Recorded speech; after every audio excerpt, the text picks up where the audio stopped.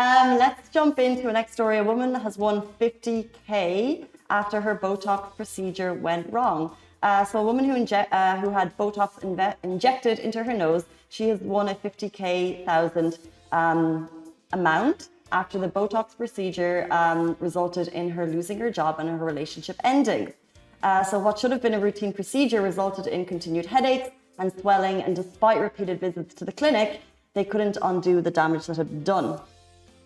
So one visit to the clinic resulted in an emergency visit to the hospital. The problems led to depression, which resulted in the breakdown of her relationship and losing her job, and then she sought 400K compensation. But following a trial, the judge awarded her 50K. They found that the centre was responsible. However, the physician was not familiar with some technical details related to the Botox procedure, and that was according to the National.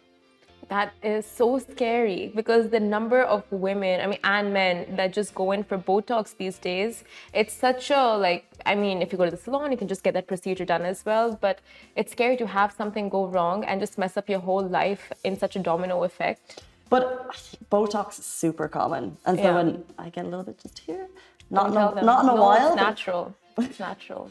The rest of it's all natural. But it's super common. But at the same time, because it's available in so many clinics, you do need to be sure that the physician is well aware. And I think in this case, I don't think the procedure, it wasn't like a little freezing. It was some Botox into the nose, so I guess like a facial changing thing. And he wasn't aware of some kind of underlying issues that he probably needed to be aware of. Yeah. But yeah, so if you're going for anything, but it's kind of, it is temporary.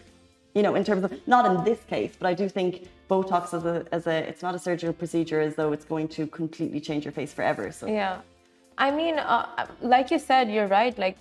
I think doctors in this case, as a patient, you would only know this much, right? You would only know what you want, how it would transform you, you would want to know the before and after results. But as a doctor, it's your responsibility to check everything, to skin check, to make sure you have no, like you said, underlying conditions and stuff. So in this scenario where it went wrong, I think there are so many reasons that had to be investigated, or just to ensure that this doesn't happen to other patients. You do really feel for the woman, because I know that whenever you go to a salon or a clinic and you pay for something and it goes wrong, it can lead to it could be seriously upsetting. I remember when we were growing up, going to the hair salon, and you pay a certain amount, which was more than I probably should have been paying for my haircut, and then it was a perfectly fine haircut, by the way, but I'd still be like, I don't look like Jennifer Aniston. Why? I gave them the photo, and then it just has that, because you're paying for a confidence boost, really. You're paying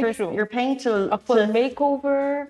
Yeah, you're paying for something, and you're and you're paying because society has told you that we should look a certain way. So we're buying into something, and when we don't get the desired effect, it shouldn't cause emotional damage, but it 100% does. If I financial damage, emotional damage, that's for sure. and we're so used to the amount of money that we spend on salon and whatever it might be, so we think it's fine. But actually, we're paying a lot of money for. We should probably just hail the all natural look. Let's pare it back a bit. I get it, but it's all about the trust factor in these cases. You are putting your, whole vanity in the hands of someone else. So you just expect a good job out of it. And salons, honestly, are the worst. I just can't. Most of them. No, you have to research. So Simran has had, if you've watched her Instagram stories, it's been a saga of salon after salon after salon. And she's calling them out when the job is not done. Each new one that you've gone to, your hair looks fabulous, by the way. I did it myself. This is self-bloat, right?